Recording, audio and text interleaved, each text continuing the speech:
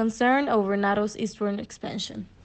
Putin has expressed concern over the expansion of NATO, the North Atlantic Treaty Organization, into Eastern Europe and former Soviet republics, especially Ukraine. NATO is a political and military alliance that dates back to 1949 and consists of 30 member countries. Putin has criticized NATO for expanding eastward since the fall of the Soviet Union in 1991. He has said NATO enlisting nations on Russia's borders represent a provocation through NATO, insists it is a defensive alliance and not a threat to Russia.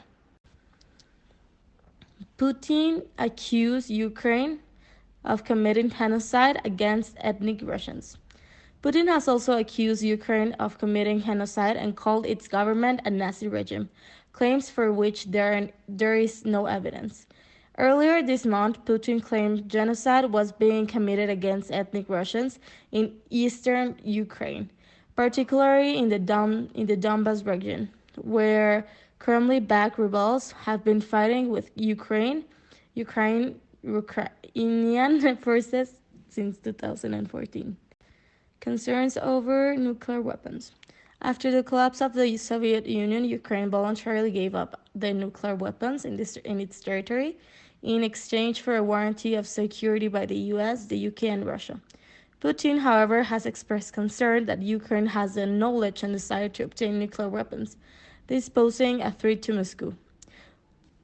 If only energy prices end up increasing by the 20% compared to the previous one, it can easily account for more than 1 point of growth in the European zone GDP in the 2022, which BBA research expects to be 3.7 before the start of the war.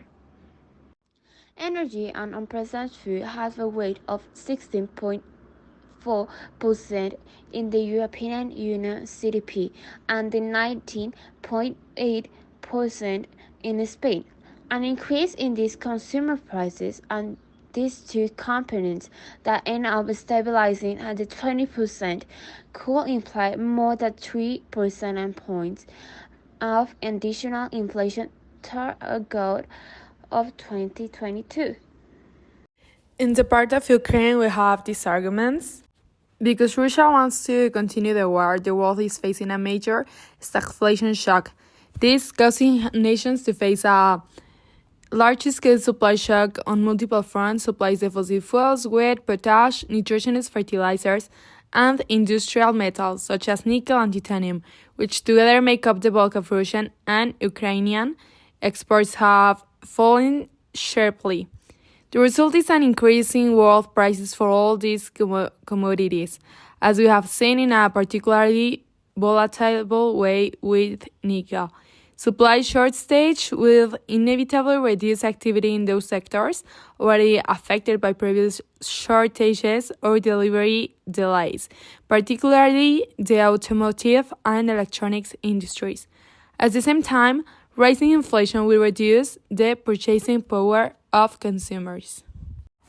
On the other hand, we have the violation of human rights by Russia, where Russia's invasion of Ukraine is a manifest violation of the charter of the United Nations and an act of aggression that constitutes a crime under international law. They must be held personally, individually, and collectively responsible for the Russian war and for all many crimes that have so far characterized its invasion of Ukraine.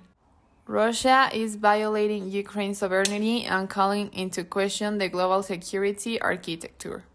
Russia's invasion of Ukraine is significant, serious, and defined by a single characteristic: aggression. Russia is invading the heart of Ukraine, seeking to topple its legitimately elected government with massive real and potential impact on the life and well-being of civilian population. None of the reasons that Russia has put forward allow even remotely to justify its actions. Russia's invasion of Ukraine is a flagrant violation of the United Nations Charter and an act of aggression that constitutes a crime under international law, Amnesty International said. According to Article 51 of the United Nations, nothing in the present charter shall impair the inherent right of individual or collective self-defense if an armed attack occurs against a member of the United Nations, until the Security Council has taken measures necessary to maintain international peace and security. Measures taken by members in the exercise of the right of self-defense shall be reported immediately to the Security Council and shall in no way affect the authority and responsibility of the Council under the present Charter to take any time such action as it deems necessary to maintain or restore international peace and security. In other words, the only exceptions to these provisions are self-defense and that such use of force be authorized by the UN Security Council, neither of which applies to the crisis between Russia and Ukraine. Russia's invasion of Ukraine has triggered a massive human rights, humanitarian, and displacement crisis that has all the makings of the worst such catastrophe in recent European history. Russia is not only violating the sovereignty of a neighbor and its people, it is also calling into question the global security architecture and exploiting its fragility, which includes a dysfunctional UN Security Council, adds Agnes Calamar. Since Russian invasion began on February 24, an Amnesty has documented an escalation of violations of humanitarian and human rights law, including civilian deaths, resulting from indiscriminate attacks on civilian areas and infrastructure.